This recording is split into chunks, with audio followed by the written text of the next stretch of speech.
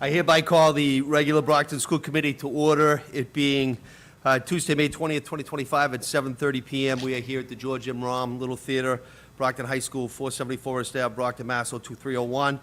Will read into the record the following. Welcome to the meeting of the Brockton School Committee. This is the agenda that will be discussed this evening. Please note the hearing of visitors is included. If you have a statement or question, please give your name to the secretary.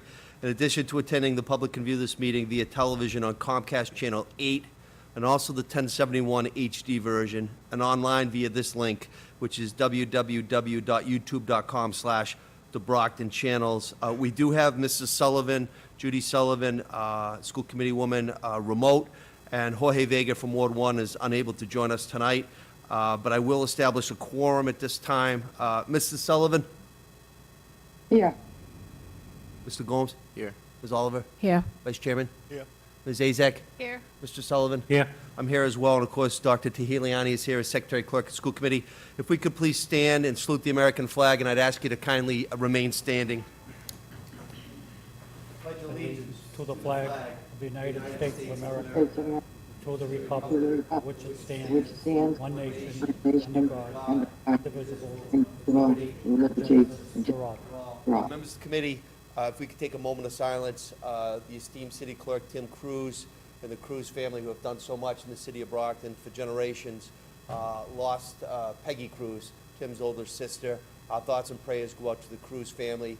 If you knew Peggy Cruz, you really, really had the ability to laugh. She was just a really fun-loving person and did a lot in our community. Volunteered a lot with the veterans at the War Memorial, putting up flags. Specifically, we will remember her for her efforts to make Brockton a better place. If we could kindly take a moment of silence. May she rest in peace. Our thoughts and prayers. Thank you, everybody. We just concluded Agenda 1. Agenda 2, I'll read into the record. Hearing of visitors, pursuant to school committee policy, each person requesting to speak shall be allotted a maximum of 3 minutes. Since this period is limited to 15 minutes, a total of 5 people shall be permitted to speak on a first-come, first-served basis. Members of the committee, we have no hearing of visitors. No one has signed in to meet tonight. So thus, we will go on to Agenda 3, which is the report of our Superintendent of Schools, Dr. Tehiliani. Thank you so much. So we'll start with item A, which is teaching and learning, and we'll start with our student representative report. Good evening. Good evening, Mayor Sullivan, Dr. Tehiliani, Superintendent of Schools, Vice Chair Mr. Tony Rodriguez, and the rest of the distinguished school committee members. Thank you all so much for giving me the opportunity to come here and share about my experience at Brockton High. I really enjoyed my time here as student representative, and I'm honored to have been able to share all the positive things going on within the school. Before I get started, I would like to introduce Robert Moyas as the class of 2026 student representative. Although he is not here today, he is an incredibly talented and hardworking student, and I have no doubt that he'll fill in the shoes as student representative like amazingly, beautifully. So, Bye Bye Birdie. This past weekend on May 16th, May 17th, May 18th, the Brockton High School Drama Club performed the musical Bye Bye Birdie for their end of the year show. Graduation. On June 7th, the Brockton High class of 2025 will be marking the end of their high school career. This event will take place in the Marciano Stadium at 11 a.m. Tickets are $5 with free entry with a school ID. The Pops Concert. The Brockton High Choral Program will present their final concert of the year on May 28th at 7 p.m. in the auditorium. Junior Prom. On May 2nd, Brockton High School hosted their junior class prom at the Clarion Hotel. The Harbor One Art Show. On May 7th, Brockton High hosted its annual Harbor One Art Show, where they displayed a wide range of student artwork in the Fine Arts Building. Senior Prom. On May 29th, the Brockton High class of 2025 will be having their senior prom at Gillette Stadium from 6 to 11 p.m. Thank you so much.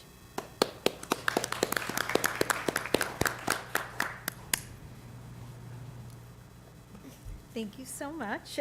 So we also had under that item the introduction of the student representative for 2025-2026, who you already introduced, and we are looking forward to having Robert join us. But item number B is recognition of you as our student representative, Stephanie James. We just want to thank you so much for all that you've done. It has been absolutely wonderful to have you here, and we do have a token of appreciation that we would like to give to you. Thank you, guys.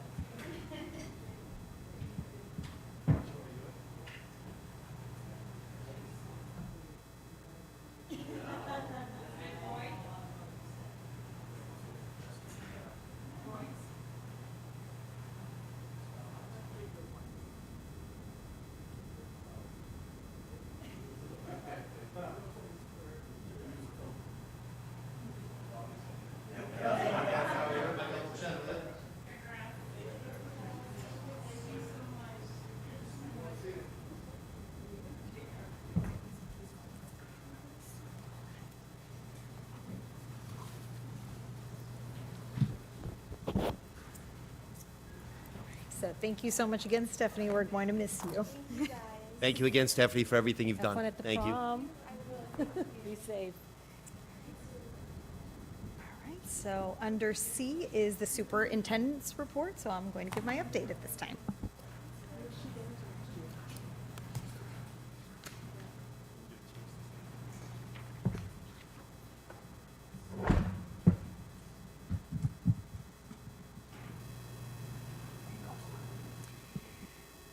So good evening again. This is my favorite part of the meeting where I get to brag about all of the amazing things that are happening around our district. So I'm going to start with a highlight for our educators. I wanted to take a moment to acknowledge the members of our social emotional learning team and the leader of our bilingual department for how well they have represented Brockton and the work they're doing every day to ensure students are getting the support that they need in order to succeed. At a recent webinar hosted by the Social Emotional Learning Alliance for Massachusetts, our SEL and bilingual team presented on creating communities of belonging in these uncertain times. And I want to share some of the feedback that their presentation elicited because I think it speaks to the critical work they're doing every day and the positive example they're setting for districts throughout the Commonwealth. The one testimonial I think stands out the most was, as a former PSBHS student who now does nonprofit work in Brockton, I feel such a sense of pride hearing you all speak and have full faith in the work that you all are doing. Thank you for changing my life. I think that speaks volumes about the work our team has done and is continuing to do, and I think it's so important that they're also setting aside the time to thoughtfully recount and document that work so that students in other districts can benefit from it too. So thank you to John Snellgrove, Maura Mello, Linda Lucurdo, and Kelly Jones for the inspiring and impactful work you're doing, which has made Brockton a leader in the field of social emotional learning. So each year for over a decade now, West has held a women's empowerment breakfast for 8th grade students. It's an event that students, faculty, and staff and community members look forward to every year, and which I was glad to take part in this year alongside Ms. Oliver, Ms. Azak, and others. The event is now known as Women Empowering Students of Tomorrow, or WEST. The main collaborators, Mrs. Julie Rossi, Mrs. Janine Porter, and Miss Julie Souza, along with Miss Liza Vega, worked tirelessly to organize the event and invite former students and women in the community to speak to the group or participate as table mentors to share their stories, challenges, and successes with our 8th grade girls. In addition, this year for the first time, the students from the Brockton High School culinary program prepared and served the breakfast, which was a wonderful new feature of the event. The breakfast continues to grow and serve as an amazing reminder of how when women work together and support one another, great things can be accomplished. And in a few weeks, they will hold a similar event for their 8th grade boys. Starting today and running through May 29th, Brockton's incredible artists from grades K to 8 will have their work on display in the annual K to 8 art show at the Brockton Public Library. You can stop to see the exhibition anytime during library hours, and I'd like to thank the library for their continued partnership in supporting our student artists and the arts in general here in Brockton. Also, the faculty art show is currently on display on the 2nd floor of the library, and there will be a reception recognizing our art teachers and their own extraordinary work tomorrow at 3:30 p.m. So congratulations to the BPS Empower Yourself drone team who excelled at the regionals of the aerospace robotics competition last weekend at St. Anselm College. The quadcopter team representing Brockton High School placed first and is one of 3 teams that will represent New England in the national finals in early June back at St. Anselm. Thank you to the Charity Guild and their volunteers who returned to Brockton Public Schools this year at the Baker School ahead of Mother's Day to host a special event that gave 2nd grade students the opportunity to choose and wrap a gift for their moms or another special woman in their lives. The students loved having the chance to handpick something meaningful to give as a gift, and we're so grateful to the Charity Guild for making this happen year after year.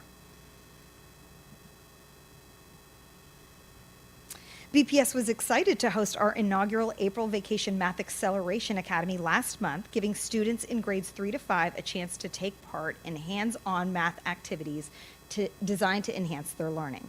Students in grade 5 explored ways to reduce food waste. Students in grade 4 made number sentences and worked with fractions. And students in grade 3 learned about ordering fractions and created tiny house blueprints that they then built with Legos. I'm excited to share that 4 PLUF students applied and were accepted to a unique summer program, the Pine Manor Institute for Student Success at Boston College. The Academy is a free post-secondary readiness program designed to serve underrepresented and underserved first-generation students through a rich and diverse academic curriculum and formative education. It seeks to foster and inspire academic growth, social development, and personal enrichment. Our 4 students have in turn committed to live on campus for the duration of the program this summer and then follow it up with weekly tutoring and mentorship sessions during next school year. And we hope to have them join us at a meeting in the fall to share their experiences with us. I also had the chance to attend the annual JROTC Military Ball, also known as Dining Out.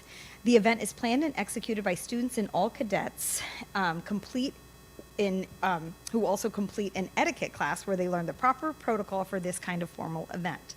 The military ball consists of posting of colors, recognizing guests, and conferring awards along with dinner. It's also a time when JROTC recognizes the new leadership and perform a military change of command. The purpose of this formal ball is to prepare cadets to demonstrate proper protocol and etiquette in civilian, military, and social settings, to differentiate between etiquette and manners, and to build and maintain comradeship. I want to thank Sergeant Bailey and all of our Army instructors for their hard work, not only during that evening, but all throughout the school year. Students at the Hancock and Angelo had the chance to be a special part of Bridgewater State's commencement ceremony on Friday. Ahead of commencement, BSU asked for students' help in hand decorating 2,000 envelopes, which were then each filled with $500 cash, thanks to Granite Telecommunications CEO Robert Hale. Each graduate from BSU got 2 envelopes each, one to keep and then one to give to someone they felt that could use it or a charity. For their help, our students then earned each of their schools a $5,000 donation of their very own, which we're very grateful for, and which will come before this committee for acceptance. Congratulations to the cast and crew of Bye Bye Birdie, who put on an absolutely incredible show this past weekend.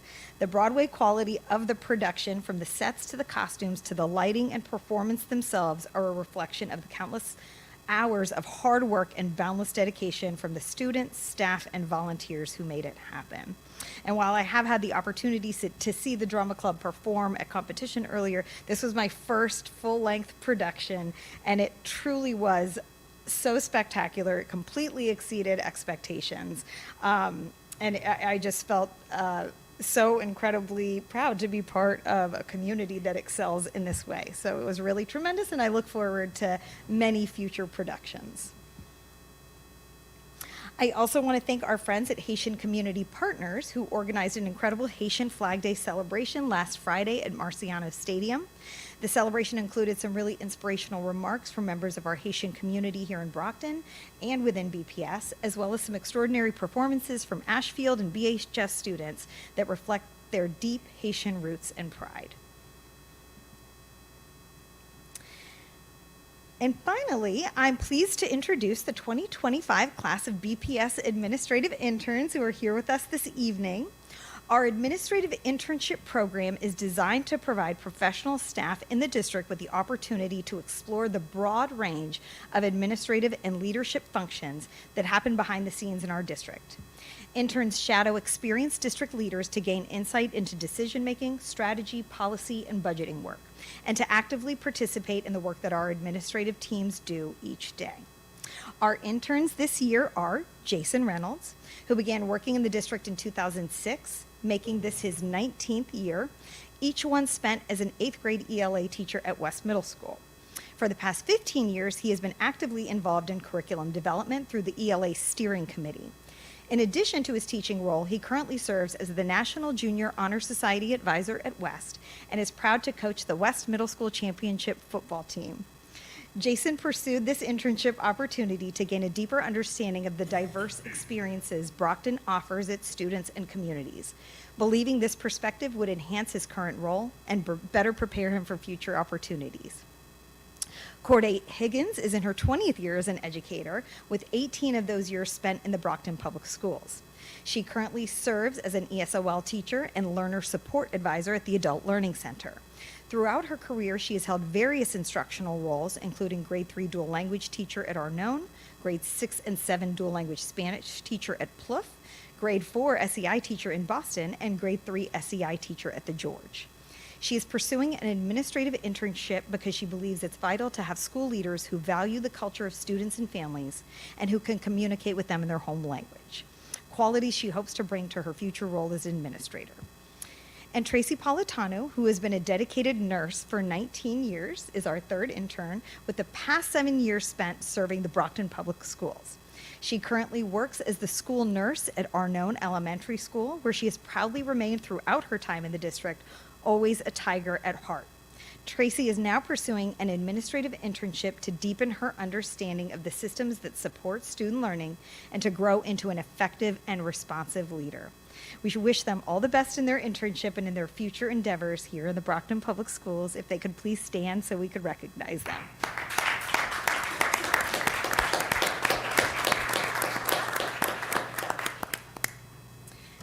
And if I may, I've not seen a program like this in any of my previous districts, and I think it's really such a wonderful thing to have an internal program that develops our own leaders. And at this time, I'm actually now going to hand it over to Dr. Jamie LaBillois, who is going to now brag about all of the amazing work happening in that department. We have talked about our tiered focused monitoring review this year and the rave reviews that we received. And so I'm very excited for him to share the results of that review.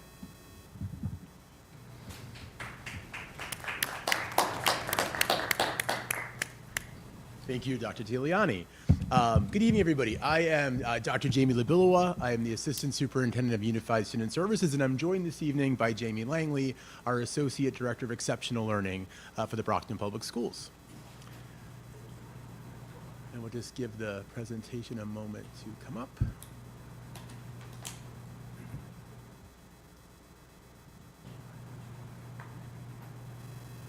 There we go.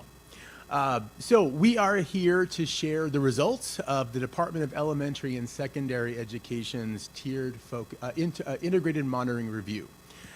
So what is the integrated monitoring review? It is a function of the Office of Public School Monitoring at the Department of Elementary and Secondary Education.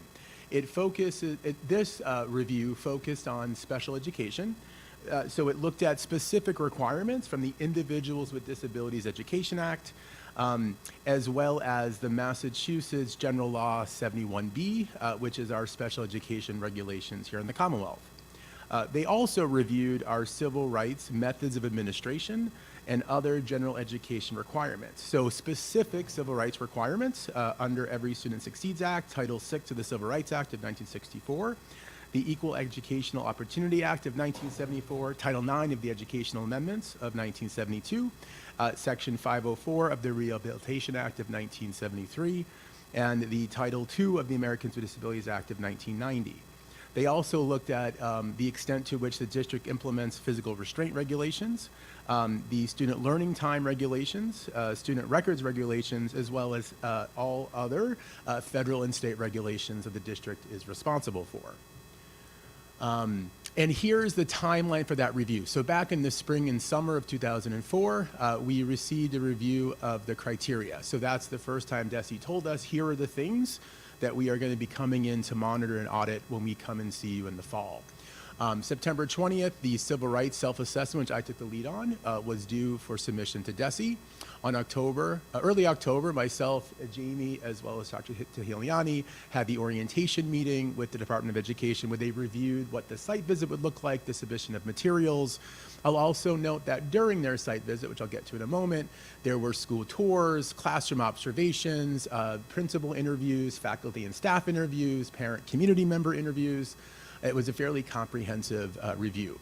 Early November, the special education, a self-assessment was due, completed by Jamie, our associate in exceptional learning. The site visit itself happened December 2nd through 4th. And again, DESE actually sent 4 individuals to kind of descend on Brockton simultaneously across all of our schools. On January 7th, myself, Dr. Tiliani, and Ms. Langley had the debrief meeting with the Department of Education. At that point, we had some flexibility for some early, so there were some areas that they might have said, oh, we want to really celebrate with you. And all 3 of us kind of said, I'm sorry, this is not how these conversations usually go for us. And they said their feedback was significant relative to the knowledge and expertise of our building leaders, the extent to which our implementation of civil rights as well as special education regulations were alive and well in Brockton Public Schools. On January 30th, we received the final report, which I'll review the results with you momentarily. On March 6th, we had our first action plan due to DESE to identify steps that we will take to remedy one area. Out of all the criteria they looked at, there was one area that we had to work on some corrective action with the department. And on May 8th, our first progress report was due on that area of growth. What I am pleased to report is that for civil rights and general education implementation, we were found to be full implementation.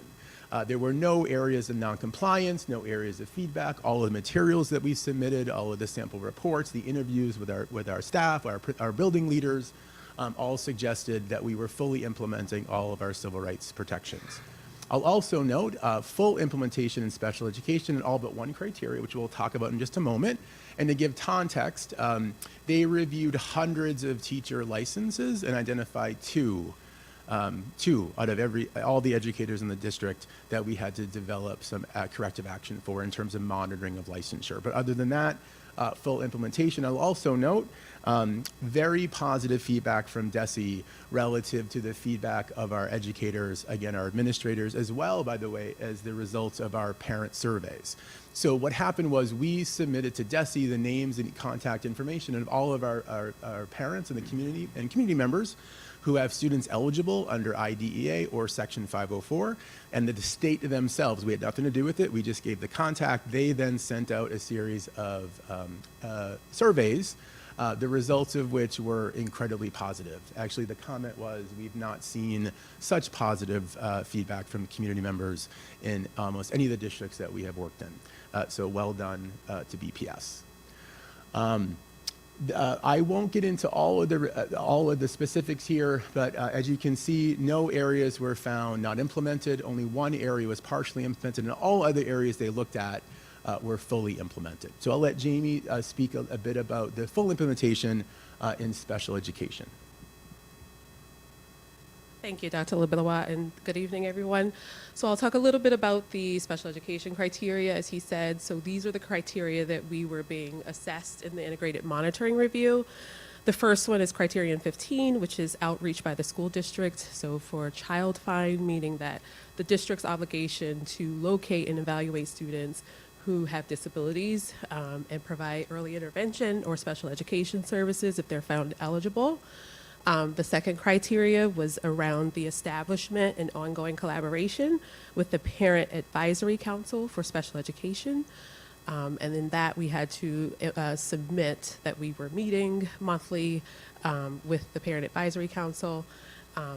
Criterion 35, which is the assistive technology and specialized materials and equipment. So the provision of that to students who require that as outlined in their IEPs. 36 was the overall IEP implementation and the accountability and financial responsibility to providing services, again, as outlined individually for each student's IEP. Criterion 50 was around the administrator of special education, so myself and other administrators, ensuring that we were appropriately licensed as special education administrators. The criterion 52 was around the appropriate certifications and licenses or other credentials. This is the criterion that we partially implemented, and we'll talk about that a little later. 52A was around the registration of educational interpreters, so ensuring that we did have interpreters as well. Professional development, so providing that not only to our teachers, but our support staff, our transportation drivers, specific to the needs of students with disabilities. Special education facilities and classrooms, that we were meeting facility guidelines and student to staff ratios. And then finally, the special education programs are services, and that is ensuring that we maintain compliance around evaluation timelines for students. In the civil rights area, they looked at the extent to which the district offers a full range and full access to all educational and academic programs to all students. Information that we translate into languages other than English to ensure that there is a procedure and a protocol in place to ensure information is translated. They examined our school year schedules to ensure total days of instruction met the regulatory requirements, as well as 7B, which looked at structured learning time to ensure of all of our school schedules across the district that we were meeting our time on learning requirements for students. They also examined the extent to which we early release of our high school seniors to ensure that, again, that our high school seniors are receiving the total numbers of hours of instruction required of high school seniors. The accessibility of our extracurricular activities, the extent to which we do not discriminate in our access or provision of those activities or services. They examined our student handbooks and our code of conduct to ensure all regulatory expectations were there. They also examined our bullying intervention and prevention plans, as well as investigation templates. They examined our implementation of student discipline, to the extent to which prior written notice is given that our administrators are implementing the Massachusetts regulations on student discipline with fidelity, as well as an annual and continuous notification concerning the non-discrimination and coordinators. So the extent to which people know, for example, that I am the district civil rights officer. If there's a violation, they should let us know. That's in all of our handbooks. It's published on our website, as well as any public discussions relative to civil rights. We have an obligation for continued notification to the community of who to contact in case there are any potential violations. I'll also note they looked at the notice of students 16 or older who might be leaving school without a diploma. They also looked at our re-engagement center and complimented the work we were doing to re-engage those students who might have actually dropped out of school. Well, they also examined our implementation of regulations relative to student restraint. as for any student enrolled in a publicly funded program, staff training on confidentiality of student records, on staff's responsibilities for civil rights implementation, accessibility of district programs and services for students with disabilities, the comparability of facilities, the comprehensive curriculum reviews that are in place, as well as an institutional self-evaluation examining the district's proficiency relative to equity and equal access. So again, all of these were areas for both special education and civil rights, which required significant submission of documentation and materials, comprehensive review, and then the on-site visit essentially through the interviews and through the classroom visits and observations. DESE was really working to ensure that what we said we were doing in writing actually was playing out in our schools. And again, the feedback was for all of these areas, Brockton Public Schools is in full implementation. I'll say that again, Brockton Public Schools is in full implementation of our responsibilities for student civil rights as well as special education services.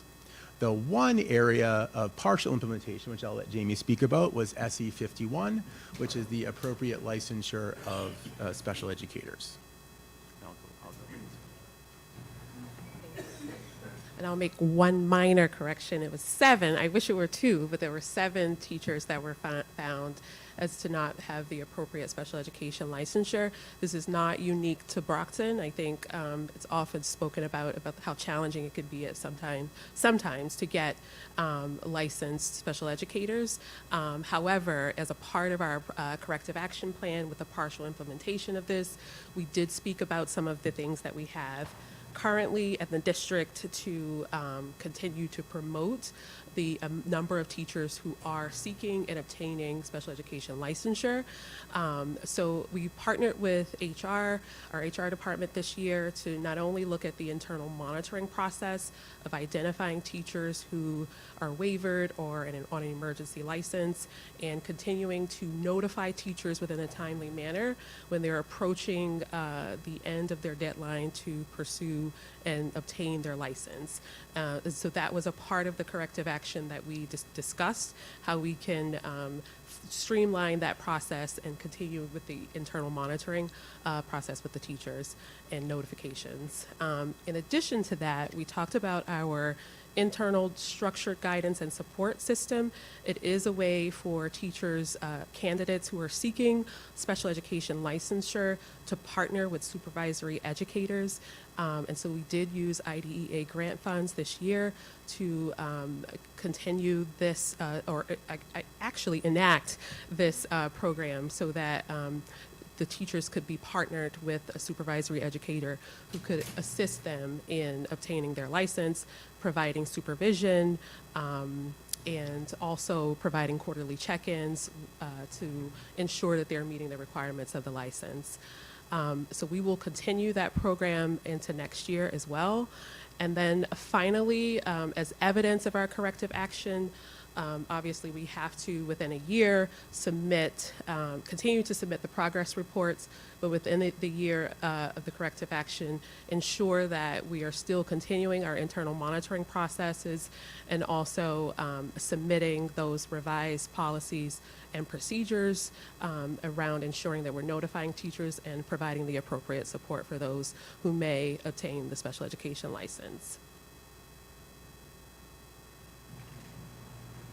And with that, I believe we're happy to take any questions there might be. I'll also note that we were told on the call from our liaison with DESE that we were one of the only urban districts in the Commonwealth to be fully implemented with our civil rights implementation. So it really is a testament. It's a testament to the work that we have done. When I arrived in July of 22 and Jamie in July of 23, we were still cleaning up actually the ongoing monitoring from the previous review and having to submit ongoing progress reports and meeting with DESE to ensure we were fixing those things.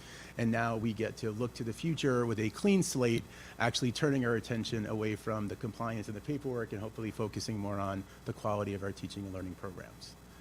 So we're incredibly proud of the work of our district, our principals, our teachers, our educators, and our students to produce the results that we are looking at tonight. Thank you both. Members of the committee, Ms. Oliver, please. Not so much a question, but just a few statements.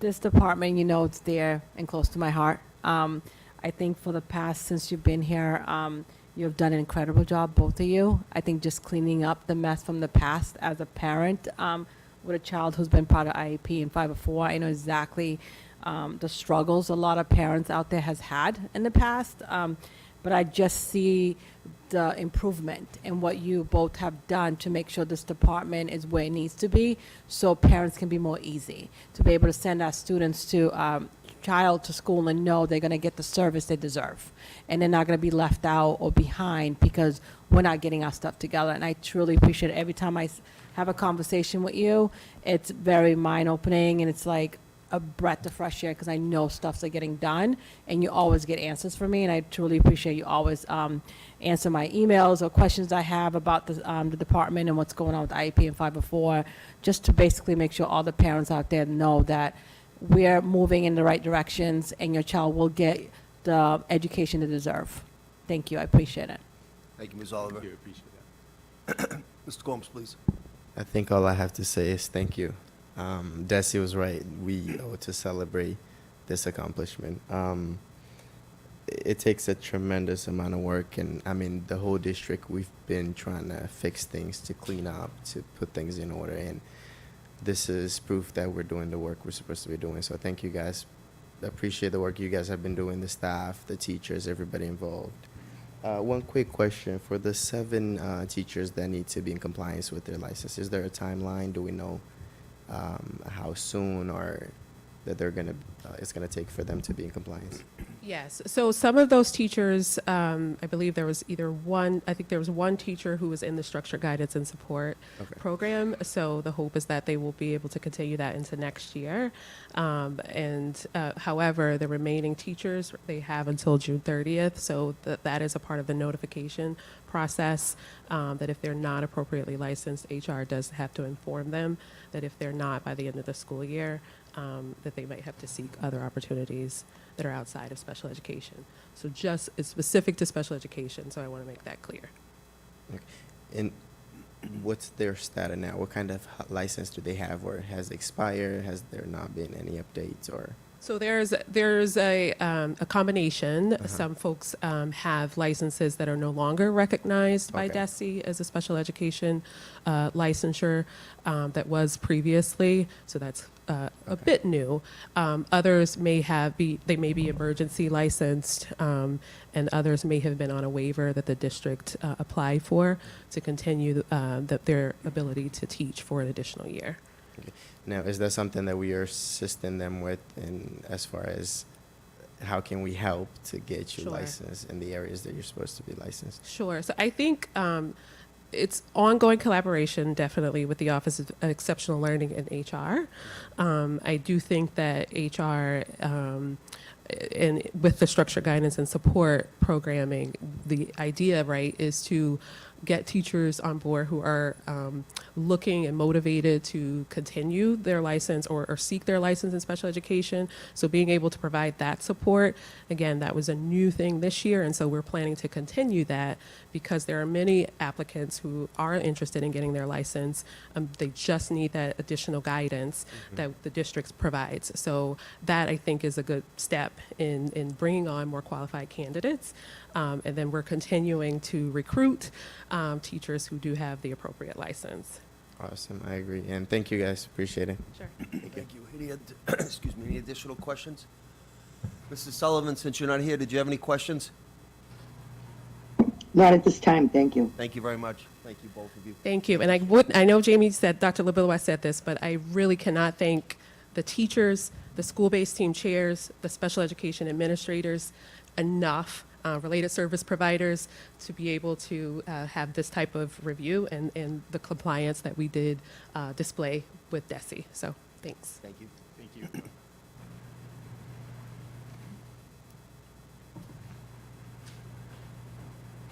All right, thank you. And I also just want to thank the entire team, too. I know this was a collective effort, but also a demonstration of the amazing work that is happening in our schools. And, you know, I've had many meetings with DESE. I've never had one that was this positive. In fact, it was a little I wasn't sure exactly what to do with it. It was very nice to hear such positive feedback from Desi, so it is definitely something to be celebrated. All right, so at this time, we'll move to item D, which is the finance update. And the first item is the discussion of the FY26 budget. I did want to provide an opportunity in case there were any additional questions or discussions, as I know not everybody's a member of the subcommittee, so I just wanted to provide an opportunity.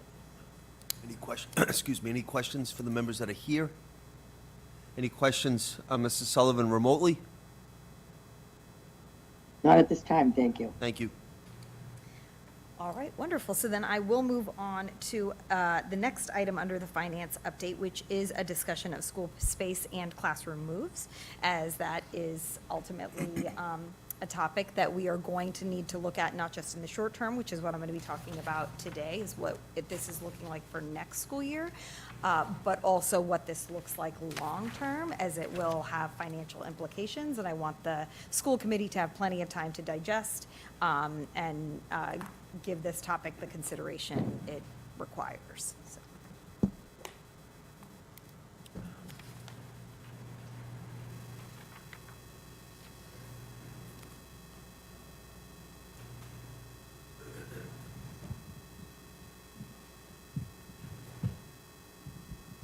So as we have mentioned, in discussing the budget, and as you all probably know, even better than myself, being here the past many years, our elementary enrollment in the Brockton Public Schools has been steadily and notably increasing.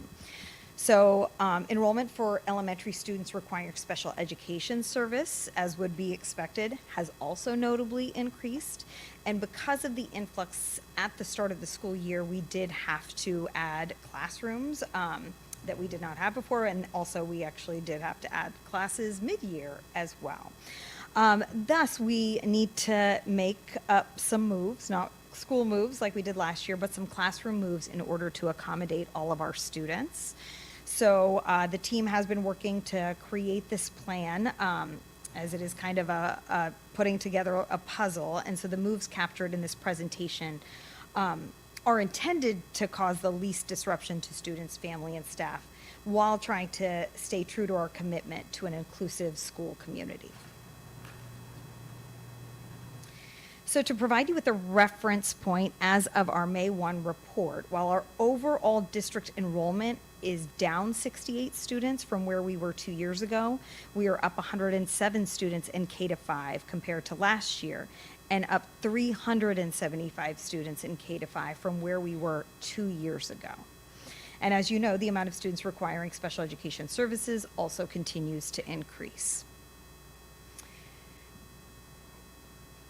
So the first move is in regards to our diagnostic team, who are staff members who serve the entire district but are housed at the George. They will be moved out of the George to North Middle School in order to free up space for our elementary students. This change obviously does not require any of our students to move out of North, but we will be talking about the space that it frees up for students to, the George, to move in.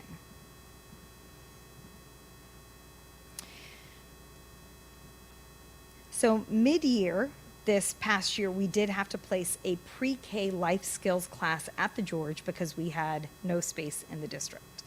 Because of the dual language programming at the George, there is not a strand for this classroom to move into as it grows up. So leaving these students there without opportunities for inclusion in the dual language programming is of course problematic.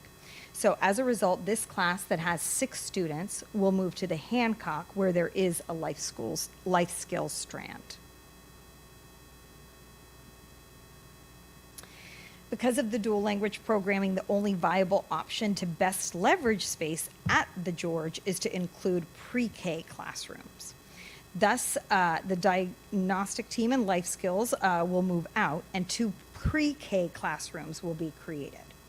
To make room for the life skills classroom at the Hancock, 20 students will move out of the Hancock and move into the George.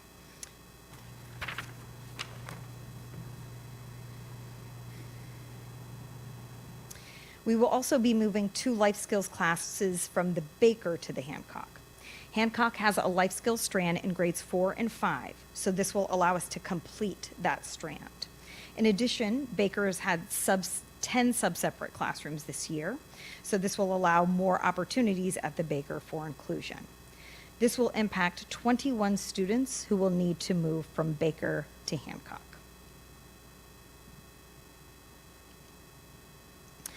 Brookfield does not have space to grow a full strand of ASD, and Davis does not currently have any special education sub-separate programming.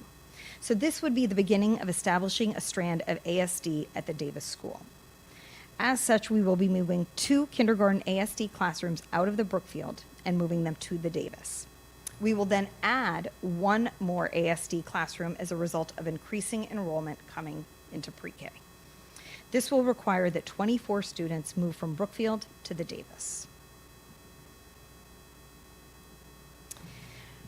Brookfield currently has a city resource room strand, and the addition of this classroom is due to increasing enrollment coming from pre-K, and it does not require any students to move. It is simply an addition. However, this space is being made available as a result of the establishment of the ASD at Davis. Current pre-K enrollment suggests that we will have enough pre-K seats. But because of the increase at the pre-K level, we need 2 additional life skill classrooms at the kindergarten level. So we will be dissolving 2 pre-K classrooms at the Gilmore and adding 2 kindergarten life skills classrooms at the Gilmore. This means that 24 students who would have been going from pre-K to K who are not in life skills will need to be reassigned to other BPS pre-K classrooms for school year 25-26. They will be placed based on proximity, as we do with all of our pre-K students.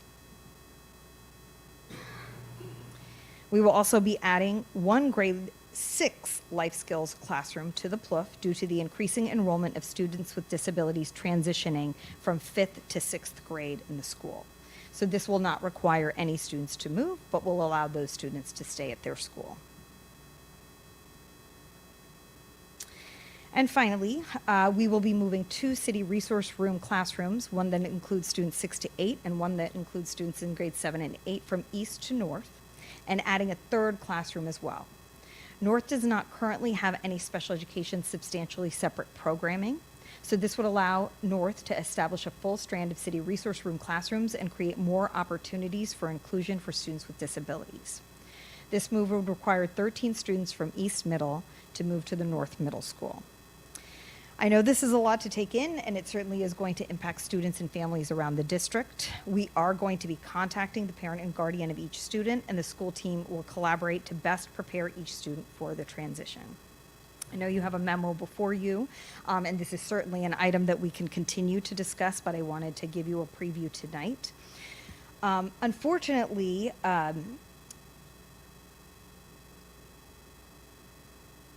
these moves do not present a long-term solution to notable space concerns at the elementary level due to increasing enrollment.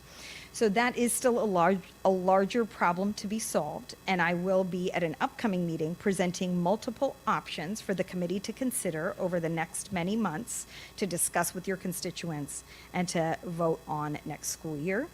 And I certainly, as you know the community even better than I do, obviously many of the suggestions and the ideas that we are exploring are obviously coming from within the team and within the schools. However, I would certainly want to garner your feedback in that conversation as well.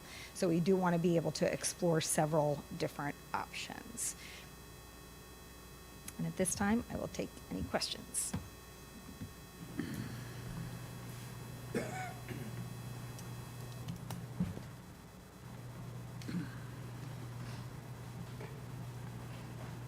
Committee, any questions for Dr. Tiheliani? Ms. Azak, please. Thank you, Dr. T. So many of us have gone through many moves over the past few years. So a couple of questions. One, I'd like to know what the cost is going to be. A lot of times we have in-house, our facilities department usually does the move, so we do save money. But I'd like to see turnaround time as far as relocating some of the teachers into new classrooms, new locations. see what the cost would be. And the other thing is, so for example, 21 students would move to Hancock School. So are these students, can we identify if these students are going to need busing or if these students are being dropped off by parents? Are we going to have more students having to take the bus now because they're relocating to a totally different school? I'd like to just know if that's going to add more routes onto our our transportation routes. And then definitely the cost of it. I'd like to know the cost, because I know over the years we've talked about it. We just don't have the space, so we're just going to outgrow it.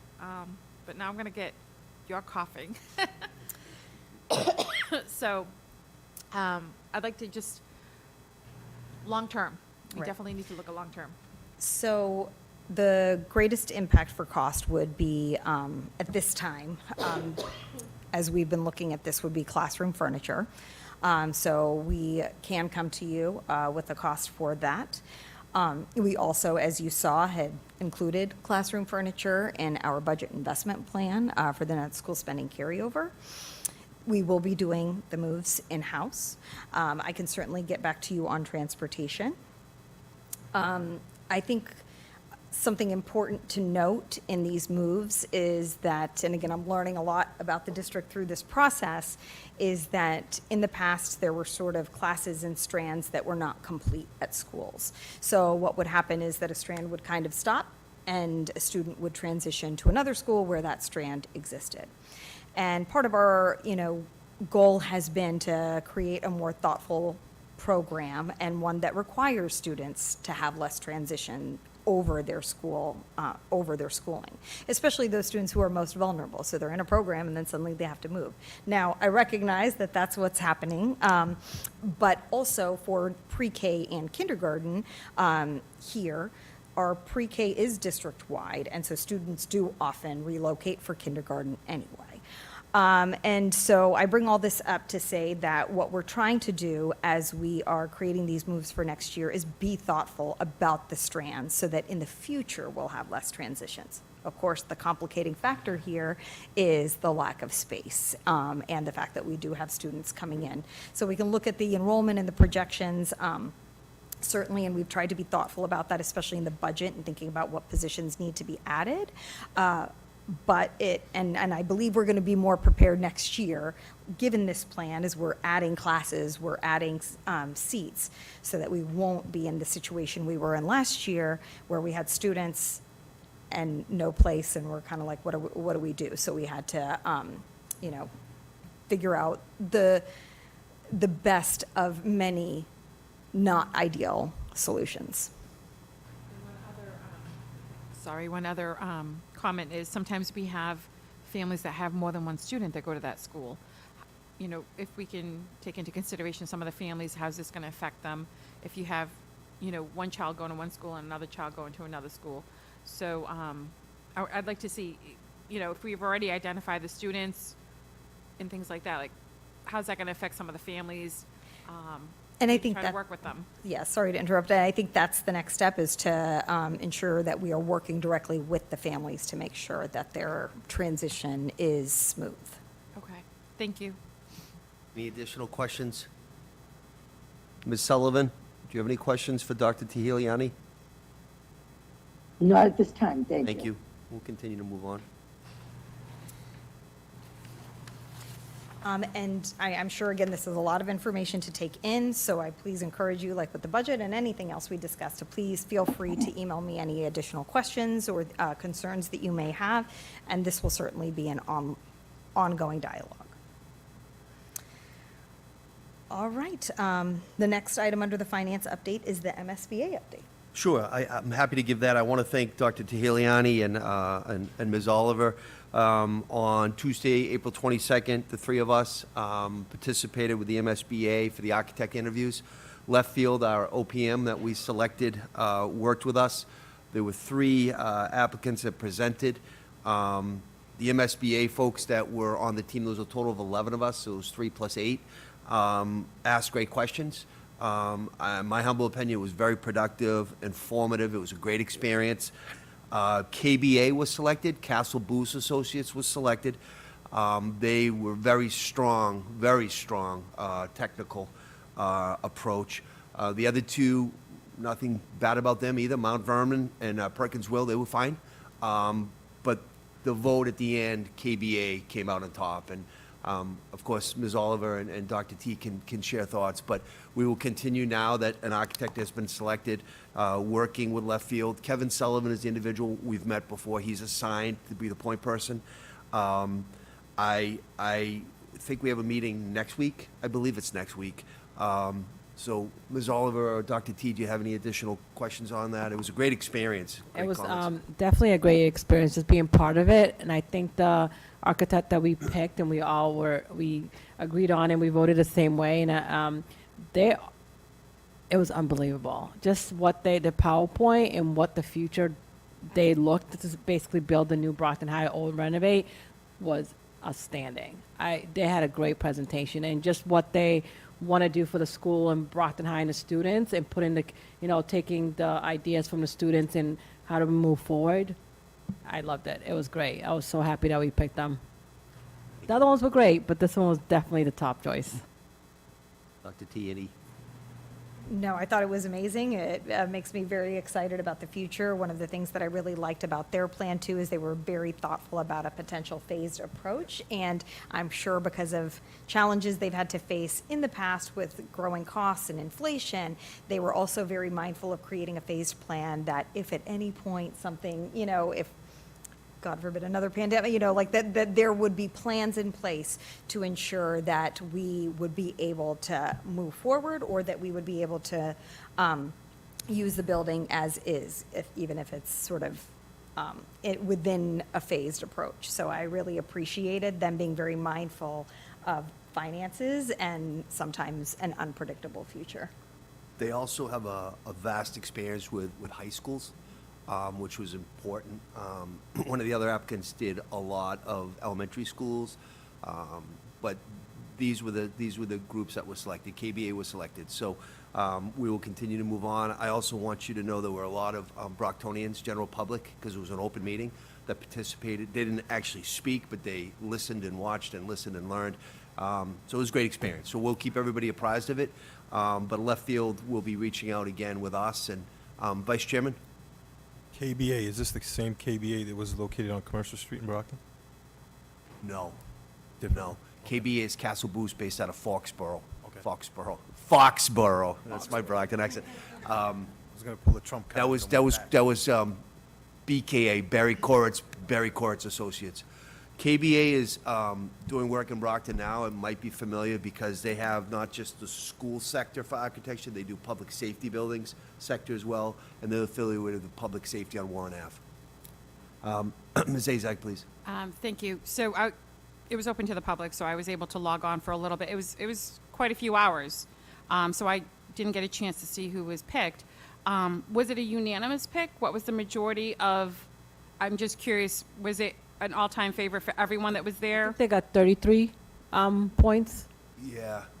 They They do it got on a 33. scaled So was it a big difference between the first choice and the second choice? Yes. Yeah, it Okay. was. Yeah, it was sizable. Okay. Perfect. Thank you. I think the really important thing is the three Brockton representatives, myself, Priya, and Anna, we voted the same way after listening to it, which I thought was great. And they're going to do a great job. So we'll continue the process and move forward. Any additional comments or questions on that? Mrs. Sullivan, any questions on that? No, thank you. Thank you, to the Judy. people We'll that are move working on. on that. Thank you to everybody that's involved on that. Thank you. E is items to refer to subcommittee. Are there any matters that we know are going to subcommittee? Vice Chairman? On the 27th, we're going to have a Facilities, Uses, and Planning Subcommittee meeting here at the Little Fair at 7 p.m. Duly noted, thank you. And again, members, we'll be having a special, again, next week as well for the budget, where we have a public hearing, and then we will also take, we'll then have a special school committee member to take a final vote, a formal vote. Just to mention that next Tuesday, we're going to have a bid review subcommittee meeting. I don't have the schedule. Is it 6 or 6:30? 6:30. 6:30? 6:30 for the members that are on that Thank bid you. review. Thank you. Thank you. Thank you very much. Any others, members? Mrs. Sullivan, any comments? Not at this time, thank Okay, you. thank you. We'll go on to number 4, consent agenda. We have A, B, C, D, and E. What is the will of the committee? Any matters to be taken out separately, or would we take them collectively at this time? Motion to take items A, B, C, D, and E collectively. So motion made by the vice chairman. Is there a second, please? Second. Second, before I take the formal vote, let me just read it. A is the approval of the minutes, regular school committee meeting, April 1, 2025. B, approval of minutes, regular school committee meeting, March 18, 2025. C, approval of 2024-2025 home education requests. D is request for authorizations to accept proposals and expenditures of funds, FY 2025 FC 0722, school nutrition equipment assistance for schools in the amount of $132,145 even. And the other one is donation from 3M Rockland Hometown Grant in the amount of $2,000. E is the acceptance of human resources notifications, appointments non-certified, personal actions, leaves of absences, resignations, retirements. We do have a remote member, so I will have to call the roll. Mr. Gomes? Yes. Ms. Oliver? Yes. Vice Chairman? Yes. Ms. Azak? Yes. Mr. Sullivan? Yes. Mrs. Sullivan? Yes, And I'm a yes as well. They all pass collectively.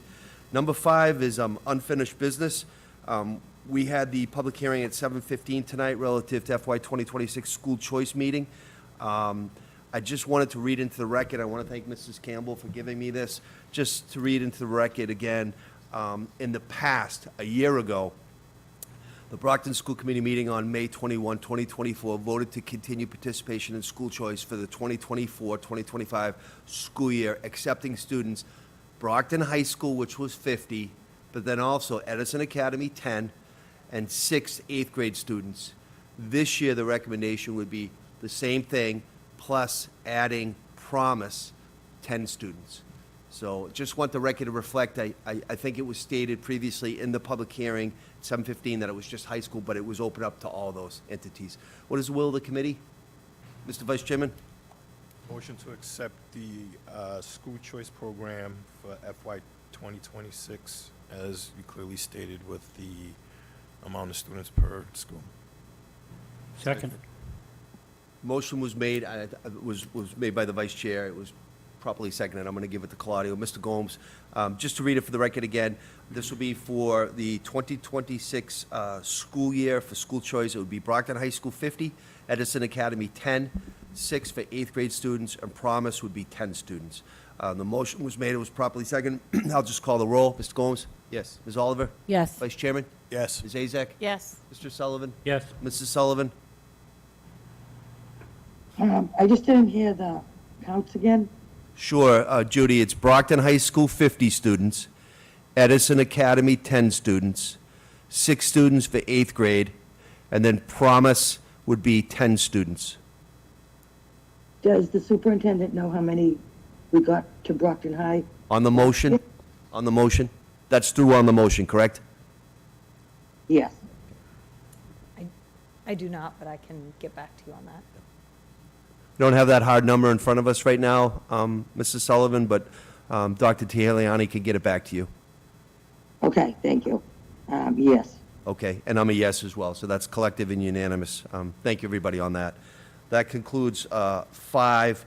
I'm going to go on to number 6, which is new business, and the floor is yours, Mr. Vice Chairman, please. Thank you, Chairman. Last school committee meeting, we had a presentation by Representative Gomes and Oliver relative to creating a new subcommittee of mental health and well-being, and the recommendation for the members to serve on this subcommittee would be the chair, Mrs. Oliver, and members Gomes, Vega, and Azak. So, Is that a form of a motion? Yes, it's a motion. Yep. Is there a second? Second. Second made by Mr. Gomes. Again, just Judy, did you hear the membership of that? I didn't hear what it was for.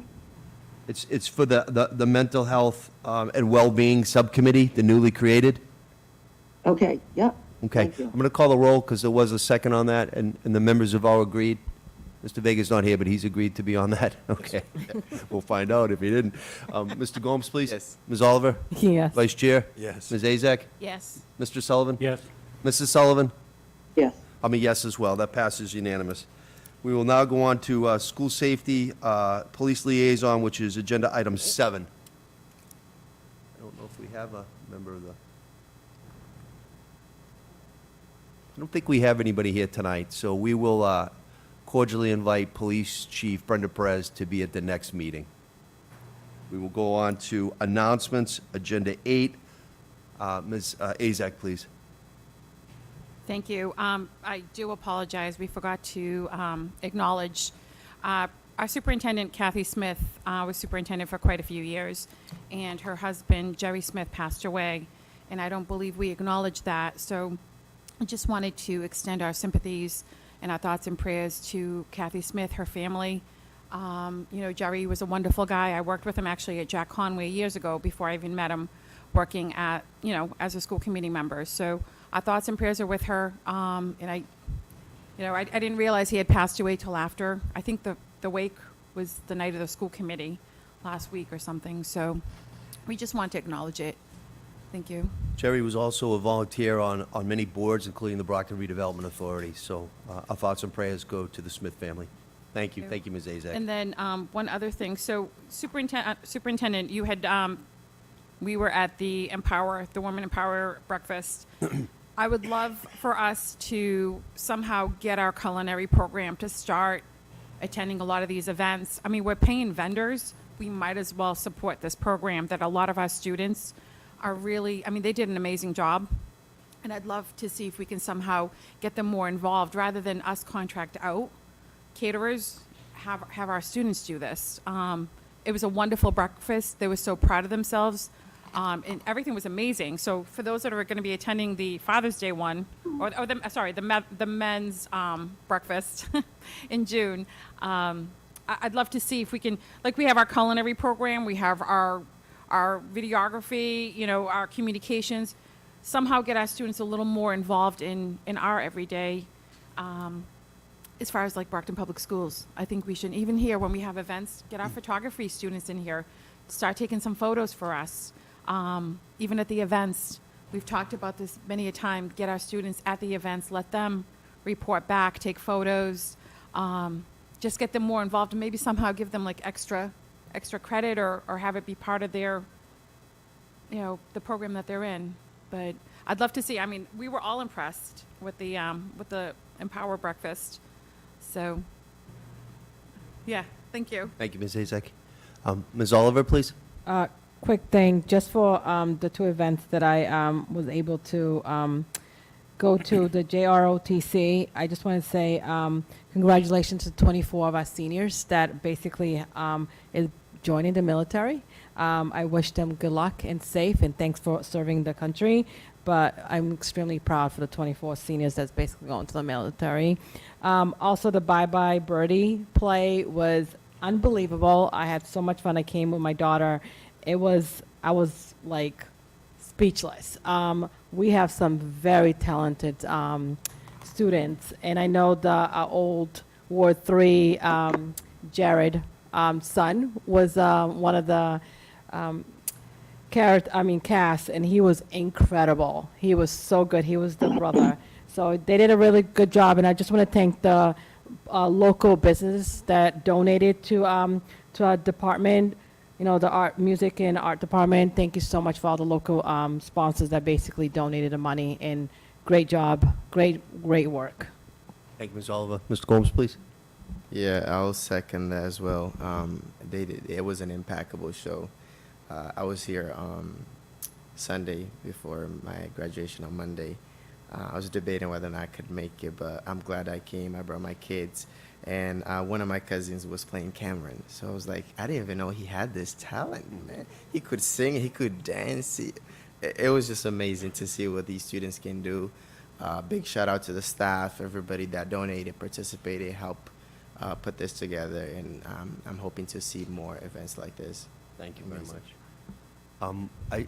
I think we want to collectively congratulate you for receiving your master's at Boston College.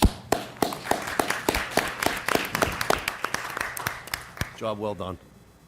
Ms. That- Azak, follow up? Thank you, Mayor. I was actually going to congratulate Mr. Gomes. Very impressive. We're so proud of you. Served on the school committee, and he was in college getting his master's. So you're a double eagle, which is very impressive. So we're proud of you.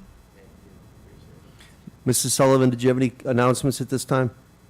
Yes, I want to thank Miss Azak for bringing that up about longtime superintendent Kathleen Smith, that her husband passed away. Jerry was an assistant principal at the Davis School. Both gave many years of respectable and honorable service to the children of Brockton, and I express my condolences publicly. Also, tomorrow at Marciano Stadium, there is a Special Olympics at 10:30. The children will be brought to the high school, to the Marciano Stadium, at 10 a.m. from the various schools.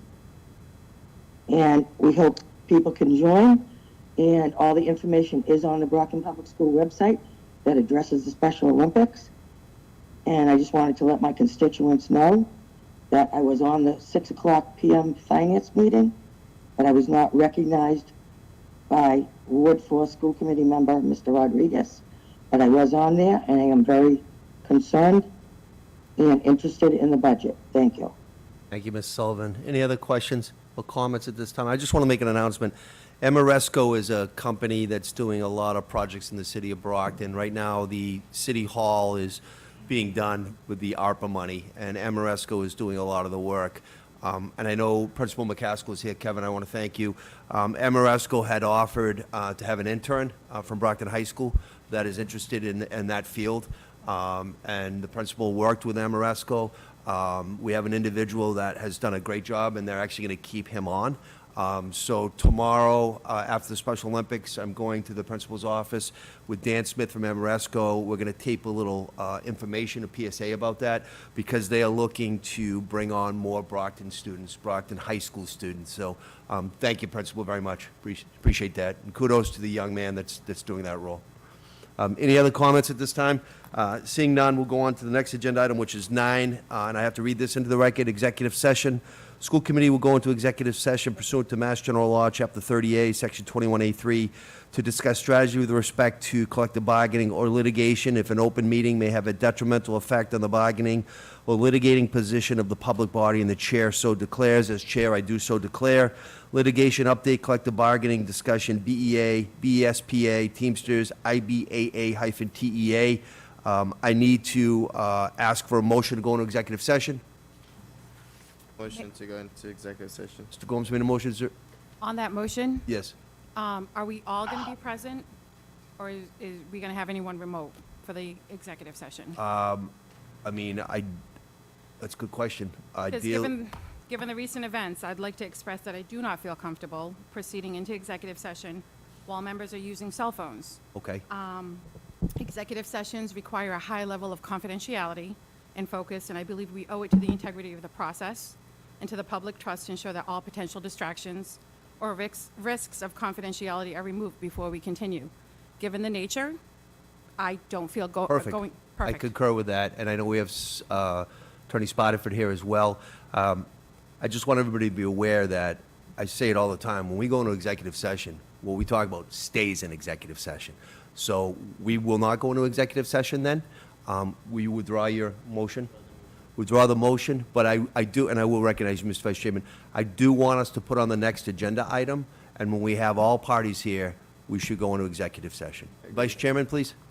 My motion is to go into executive session, but my motion is not to allow Mrs. Judy Sullivan to attend.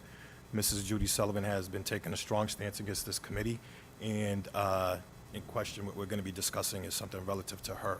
So I put a motion that we do enter executive session. We can't, Mr. Vice Chairman, because she's not duly noticed. We'd have to work with Attorney No, Spotterford. this is not about, I'm just saying, this is my own opinion. This is, Yep. executive session is not relative to Mrs. Sullivan, but we do have some matters that need to be discussed, but my motion is not to allow her remotely because of questions. Yeah, yeah, I'm not going to honor that as chair. I think Comfortable if we go attending into executive session, we with should Mrs. have all Sullivan members. remotely. On Attorney that motion, Spotterford, do you have any comments on this at this time? Okay, Do we, good answer. Mayor, do we have to, I mean, You don't need to allow her. That's my I think motion. executive session, given the nature and. There our is a last- past practice, though, and again, we're not going to talk about executive session, but the process of executive session. We have allowed remote, we have. And so I would caution that if we change that past practice right now, it might not be in the best interest of the body collectively. So that brings me back onto the motion. Why are we, because city council doesn't allow Zoom or remote, why are we as a committee allowing this? And to go into executive session without bringing things up from the past, we really need to be in person. We are attorneys here, we're paying for our attorney, travel time, and also being here. And I think we as a committee should go into executive session, we're all here in person. I It's the will of would the like to committee. hear what our attorney has to say. So if she's here, Attorney Spadaford?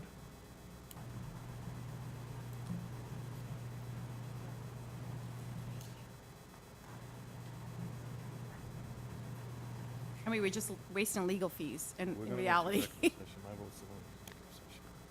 Sarah, good evening. Hello.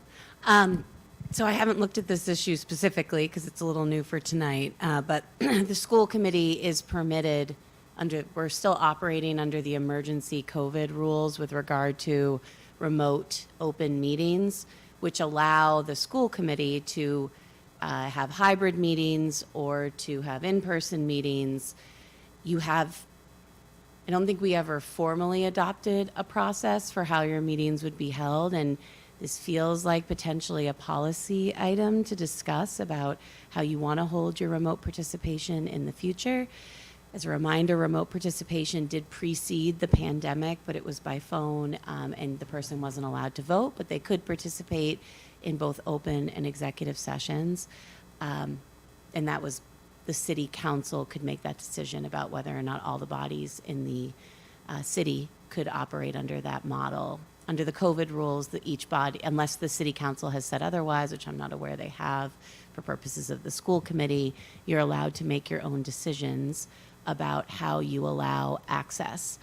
But to the mayor's point, hybrid has been a model this body has used, at least in my experience, for the last 5 years, both in and out of executive session. So it is truly your decision. I wish I could provide you more firm guidance one way or another. And I believe the chair does get to make the decision, like the chairs of the subcommittees do, the chair of the full body would get to make that decision. I do think typically when we're going to make a change, we provide notice and an opportunity for discussion of a change of any magnitude. Thank you. You're Attorney welcome. Spadaford, any questions for Attorney Spadaford? I mean, this would be my position as chair. If we're going to go into executive session tonight, we will honor the integrity of what we've done before and allow remote, because I know we have done that, I've witnessed that. But if the membership decides not to go into executive session tonight, myself, the vice chair, and Dr. T will add it to the next agenda item. Again, we're having a special next week. We can add it to that meeting. And we would respectfully ask the entire body to be there that evening. What is the will of the committee? It's the, Ms. Oliver, please. You already spoke on it, right? And you basically are going to make a, whatever's going to happen, we're not going unless she's going. I basically agree with my colleagues about what's been going on, and I don't feel comfortable going into it without everybody being in person. That Okay. is my personal feeling right now, and I think that last meeting before, whatever the executive meeting item was, I think that needs to be brought back, and then everybody needs to be in person. So then we can speak on exactly why certain people feel certain ways. So let's do that. And Okay. I think, Vice Chair, you can correct me, isn't this the same verbiage that was used for the last executive? correct. Okay, so we will ask, you didn't get a second on your motion, so we will have this exact verbiage put on the next agenda, which will be next, Priya, is it the 29th or 27th? The 29th, No, I'm not here. okay. I'm traveling. For the budget? Yeah. For the vote of the budget? My niece is graduating. Okay. I'll be out of You do state. it remote? I'm gonna try to You do join it remote? remotely. Okay, we're going to open up remotely. Mr. Vice Chairman? Sarah, you said it was the will of the committee or the chair?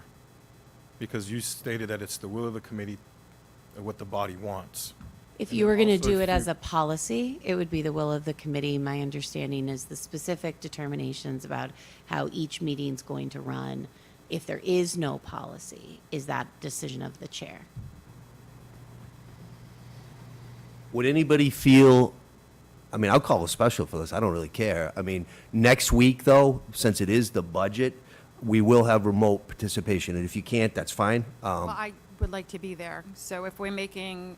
No, I'm just talking about the budget right now. Yeah, yeah, The the budget on the budget- 29th, we will do remote, just for everybody that can't be here.